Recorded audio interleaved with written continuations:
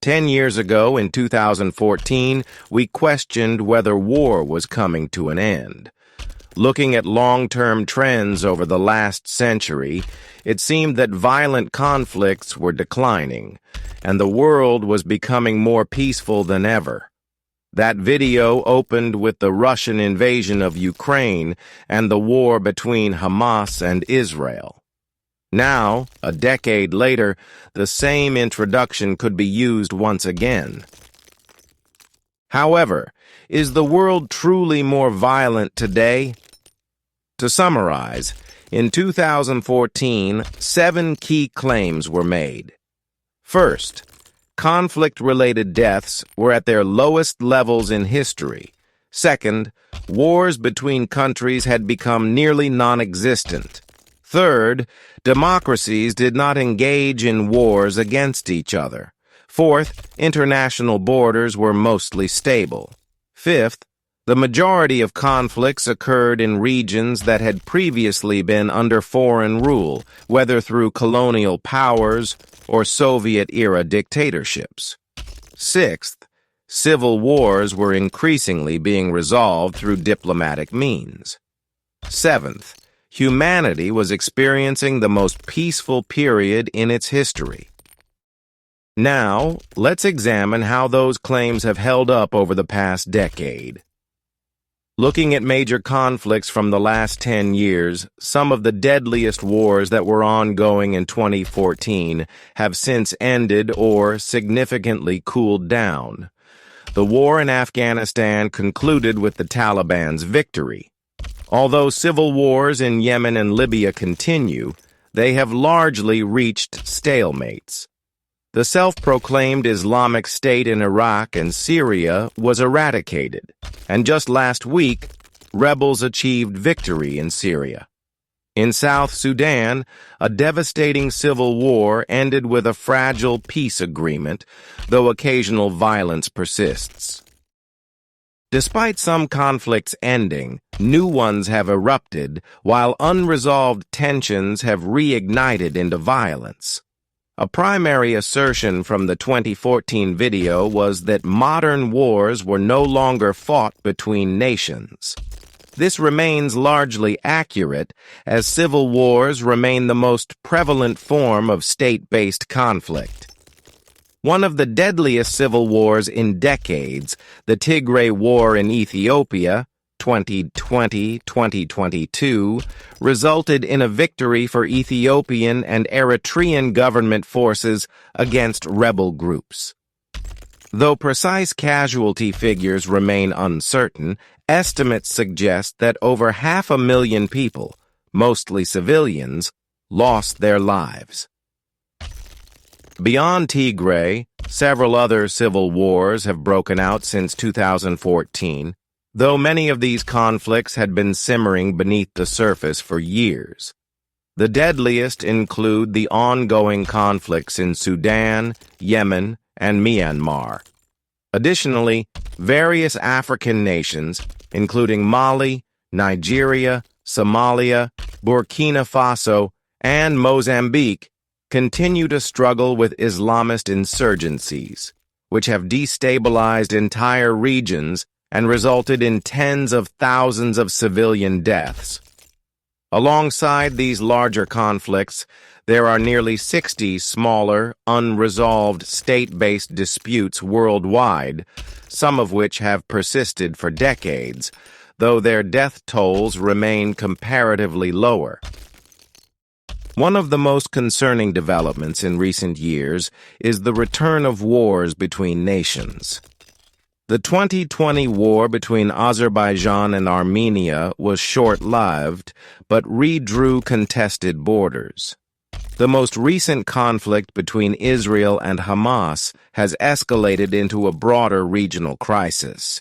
However, the most alarming event has been Russia's full-scale invasion of Ukraine, marking the first large-scale interstate war in 2 decades and the first attempt by a major power to conquer territory since World War II. This conflict followed an 8-year struggle that began with Russia's annexation of Crimea in 2014 and the war in Donbass. Precise casualty figures for the war remain difficult to verify, but estimates suggest hundreds of thousands of deaths since 2022. Now, reflecting on the original claims from 2014, an analysis of the numbers reveals several trends. Between 2004 and 2014, approximately 350,000 people worldwide died due to state-based conflicts. Between 2014 and 2019, conflict-related deaths declined, but then spiked sharply in 2021. Over the past decade, 2014-2024, an estimated 1.2 million people have died due to war. If all forms of violent conflict, including the Mexican drug war, are included, the death toll rises to approximately 1.5 million, 3 times higher than in the previous decade. The year 2022 alone saw the highest number of deaths from violent conflict since the 1994 Rwandan genocide. The Tigray War and the war in Ukraine accounted for the majority of these deaths, as both conflicts saw massive armies engaged in large-scale battles, sometimes employing human wave tactics. The last 3 years have been particularly violent, but when viewed in a broader historical context, these numbers, while tragic, remain far below the devastation seen when the world is at war. While this suggests that humanity is still living in a relatively peaceful period, the next decade will determine whether this is an anomaly or the beginning of a larger trend. Some predictions from 2014 have not held up. The assumption that wars between nations had ceased has proven incorrect. However, one observation remains true. Nearly all ongoing armed conflicts are occurring in regions that were previously subjected to foreign occupation, whether through colonialism or Soviet expansionism. Arbitrary borders, unequal distribution of resources, and power vacuums created by past imperial rule have contributed to many conflicts that remain unresolved today. One prediction that has held up is that democracies continue to avoid fighting one another, as they appear uniquely unwilling to engage in direct military conflict. Compared to previous centuries, wars between nations remain the exception rather than the rule. However, diplomatic resolutions to civil wars are declining. Instead, victories and stalemates have become more common. In many cases, these are not true resolutions, but temporary pauses in hostilities, as the underlying issues fueling these conflicts remain unresolved. Regarding border stability, most international boundaries remain intact, though territorial disputes persist, primarily in Africa and Asia.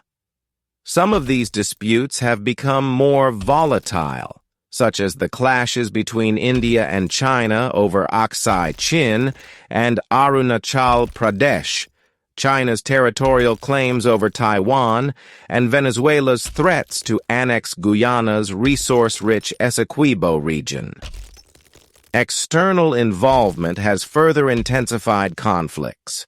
Many wars today are prolonged or escalated due to foreign support, whether through direct intervention or military aid. Regional powers such as Saudi Arabia and Iran engage in proxy conflicts, with Iran backing groups like the Houthis, Hezbollah, and Hamas. In Ukraine, Western nations support Ukraine while China, Iran, and North Korea provide assistance to Russia. However, it's not only nations fueling these conflicts. Islamist extremist groups, organized crime networks, and even local elites who benefit from maintaining instability also play roles in perpetuating violence. There is ongoing debate among experts about what factors influence global peace and conflict. One of the primary reasons for reduced warfare in recent decades was the expectation of a rules-based international order following the Cold War. For a time, this system functioned, albeit imperfectly. However, in recent years, this order has been increasingly challenged. The world is now shifting toward a multipolar power structure, with new alliances emerging and global influence being redistributed. China's manufacturing capabilities now rival those of the United States and Europe combined. Although the United States remains the world's highest military spender, this may not fully reflect the global balance of power. Unlike the U.S., China does not fully disclose its military expenditures and achieves far more efficiency per dollar spent. Some estimates suggest China's effective military budget is now a significant proportion of the U.S. defense budget. Meanwhile, Russia's invasion of Ukraine shattered the long-standing taboo against conquest by major powers. In response, Europe has begun rearming, though progress has been slow. The world is now entering a period where various nations and alliances are seeking to expand their spheres of influence, increasing tensions and the likelihood of future conflicts. So, is war over? The answer is clearly no, and current trends are not promising.